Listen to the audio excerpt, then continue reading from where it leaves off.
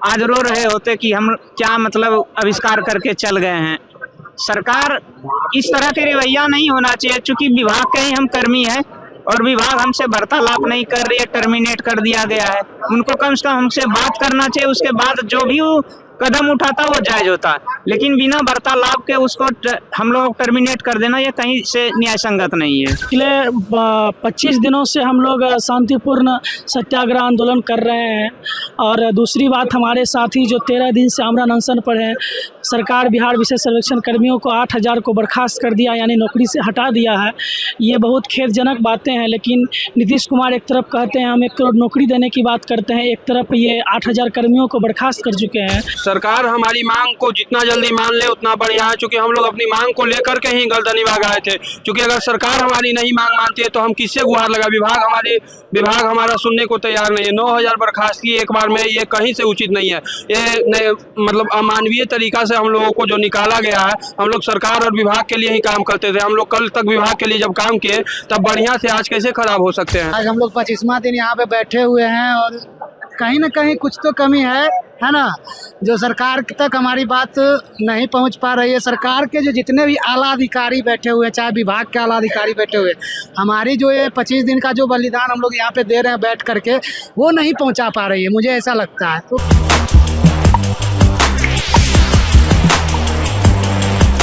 नमस्कार, मैं सुरभि मानसी और आप देख रहे हैं वॉइस हब। तो यहाँ पर 25 दिनों से धरने पे लोग बैठे हुए हैं, इंतजार में कब सरकार उनकी मांग सुनेगी। तो चलिए जानते हैं कि इनकी परेशानियाँ कितनी बढ़ गई हैं, सरकार किस तरह से इन्हें नजरअंदाज कर रही है। तो आपसे जानना चाहिए, 25 दिनों से धरने पे हैं ना आप लोग?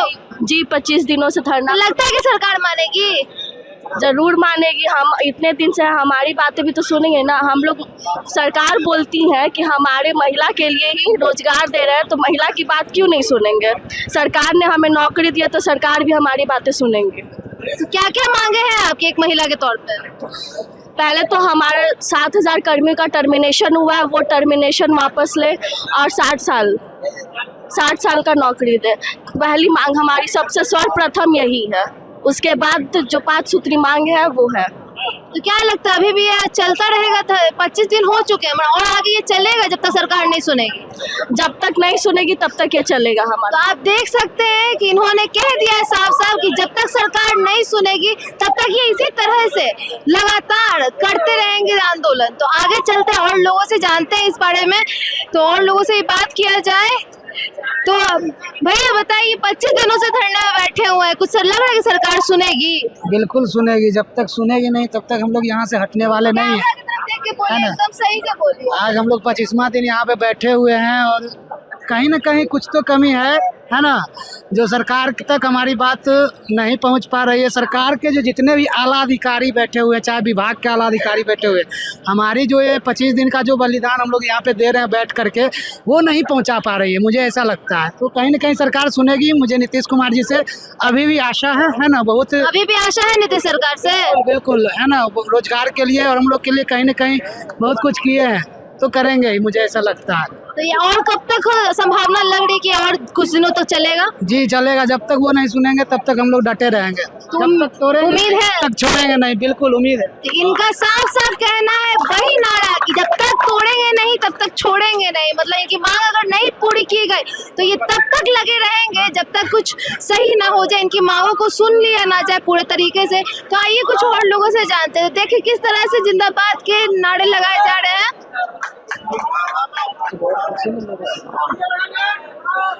तो मैम आप बताइए, कितने दिनों से आप बैठी हुई हैं यहाँ पर? 25 दिनों से। तो फिर लग रहा है सरकार सुनेगी? सरकार, ये हमारा जो हमारा देश है वो संविधान से चलता है, लोकतांत्रिक देश है, और धरना देना, हम अपनी बातों को रखना सरकार के सामने हमारा राइट है और सरकार को सुनना चाहिए।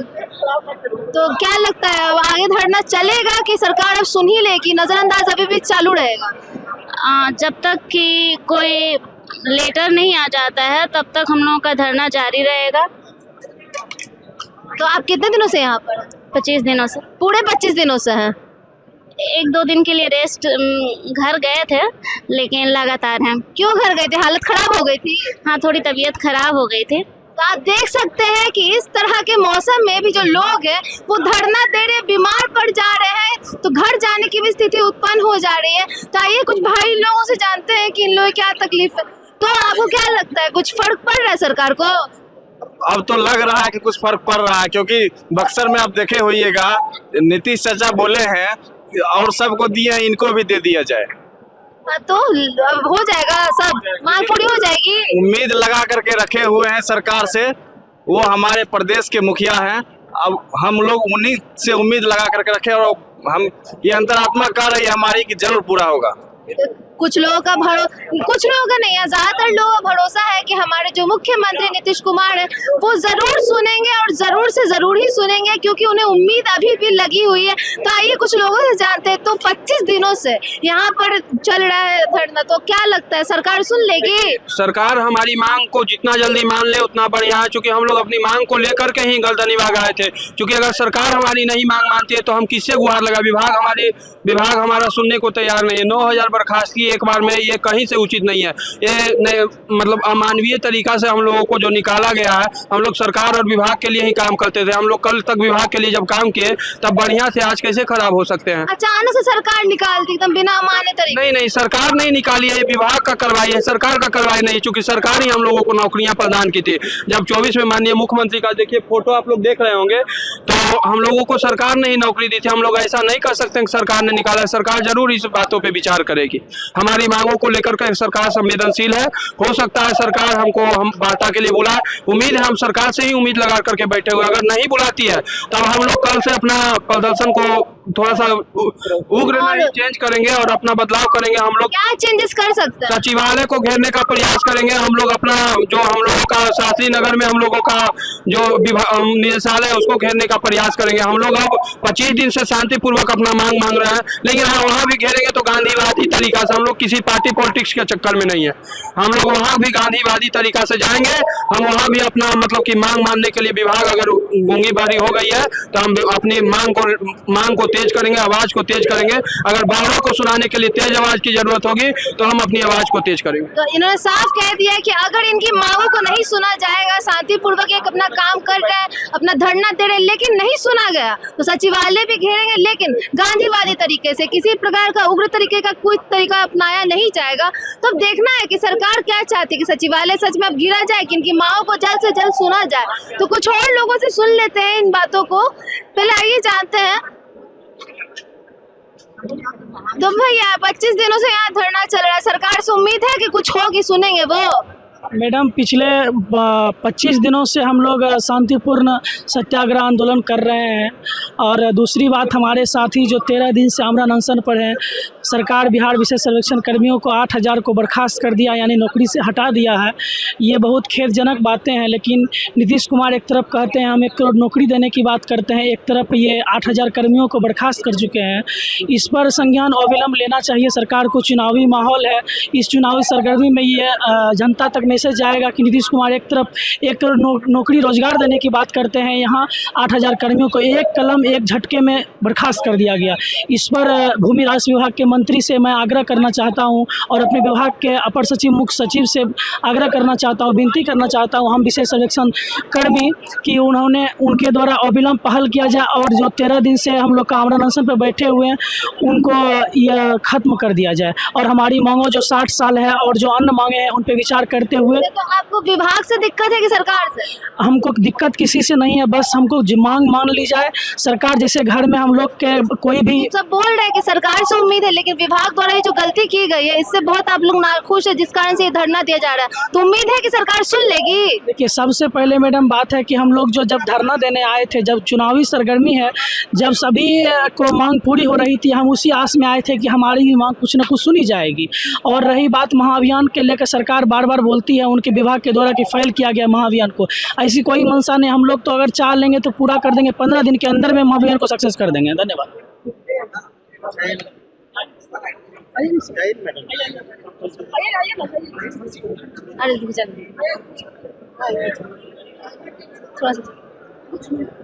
भैया, तो कितने दिनों से अनशन में हैं आप यहाँ पर? कितने दिनों से एकदम आंदोलन कर रहे हैं? आज हम लोगों का 13वीं चल रहा है।